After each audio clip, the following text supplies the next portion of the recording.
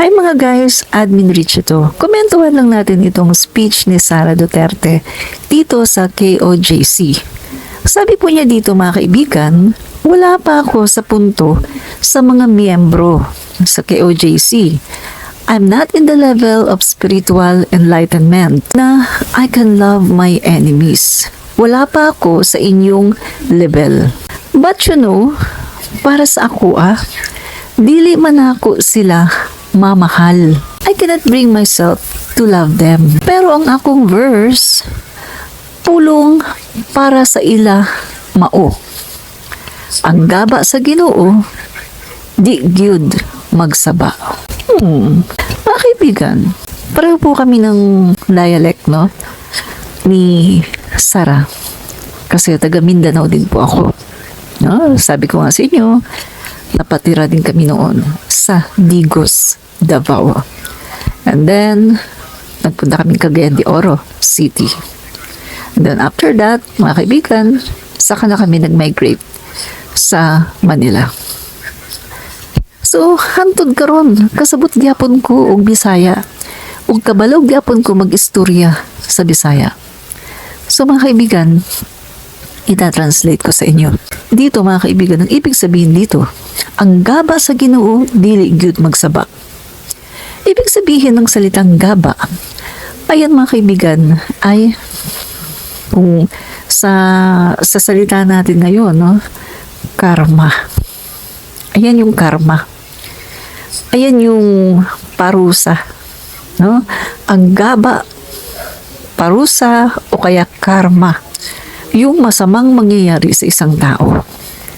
So sabi niya, gamitin na lang natin yung karma, salitang karma.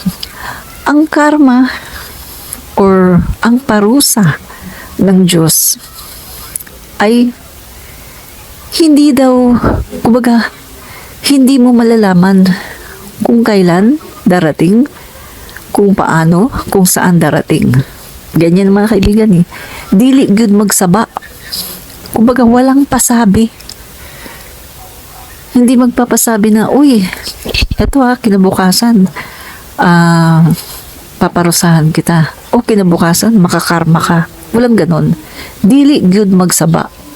So darating daw sa atin, mga kaibigan, ang karma nang hindi natin alam.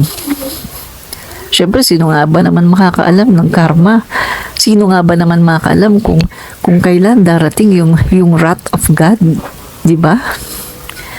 Pero ito masasabi ko sa kanya. Para magsalita siya ng ganyan, analyze natin ano ba ang ginawa sa kanya ng Marcos admin? Ano ba ang ginawa sa kanya ni PBBM? Kung titingnan natin mga kaibigan, wala nga sinasabi si PBBM.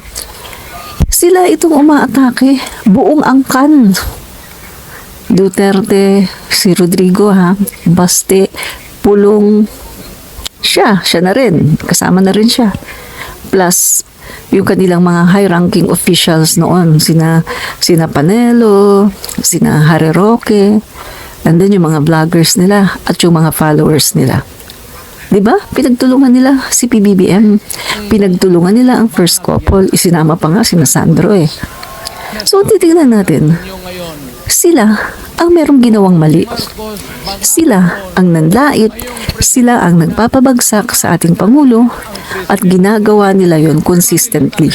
Nandyan nga, di ba? Ang kanilang mga rallies. Hindi nila hinihinto kasi ang kanilang aim ay pabagsakin ang ating Pangulo. Ilang beses silang nanawagan sa mga militar. Diba? Sina Alvarez, sina Roque, kahit nga sina Baste, yan, diba? Na mag-resign si PBBM. At yung kanilang mga vloggers. Grabe ang pambababoy na ginawa nila sa ating Pangulo. Kaya kung titignan natin, bakit siya magsasalita ng ganyan? Na kung titignan naman natin kung merong dapat na makarma dito, walang iba kundi sila. Which is nangyayari na sa kanila ngayon. Kung ano man ang mga nararanasan nila ngayon, yan ay karma. Yan ang wrath of God. Yan ang sinasabi niya na gaba. Ngayon mga kaibigan, sila ay naggabaan sa kanilang ginawa sa ating Pangulo. Sila talaga ang nagabaan. Diba? Tingnan nyo, nasaan ba ang mga nanira sa ating Pangulo? Nasaan ang mga pamilya na sumira sa ating Pangulo, BBM? Nasaan ang mga tao na sumira sa Marcos family, sa Marcos clan? Diba? 6 feet below the ground na sila. Nasaan? Wala nang natira sa kanila. Yung isang natira, yung bunso na nasa Amerika. Nagpapagaling ngayon. Pero maganda ang pinapakita ng ating Pangulo.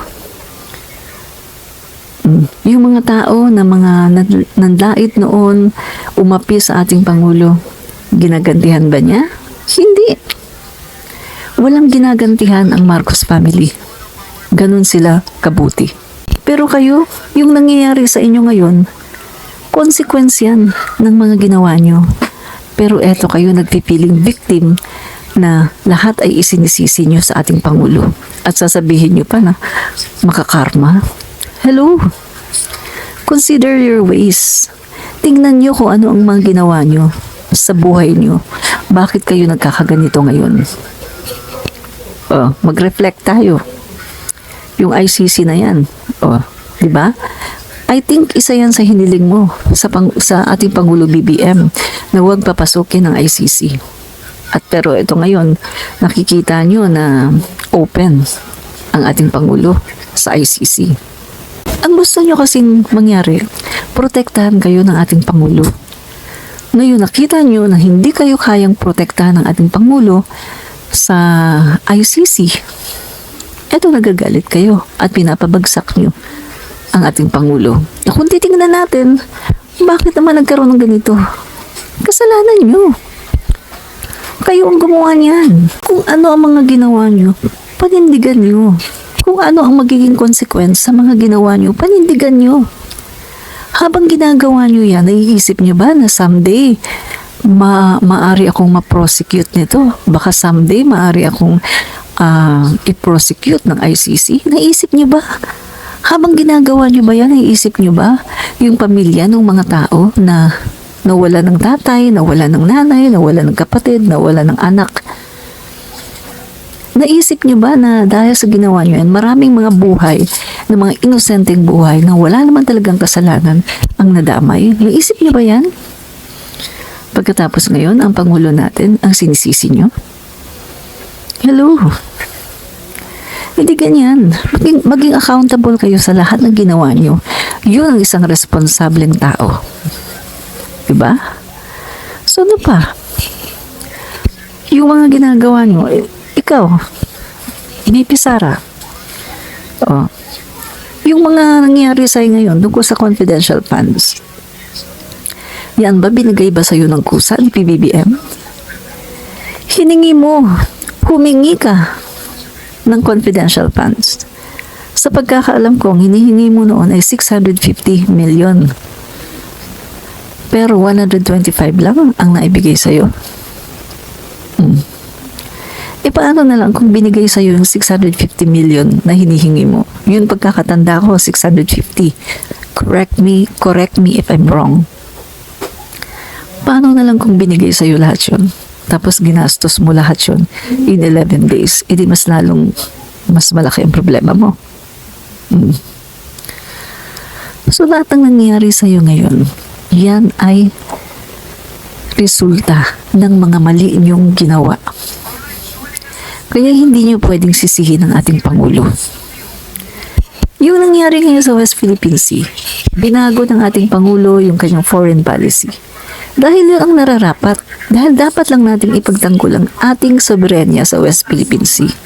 Walang mali doon. Pero heto kayo inaakusahan yung ating Pangulo na out of his mind, na kunwari insane, na bumaba na lang sa pwesto dahil insane. Pero ang totoo, kayo ang insane. Tama ang Pangulo natin.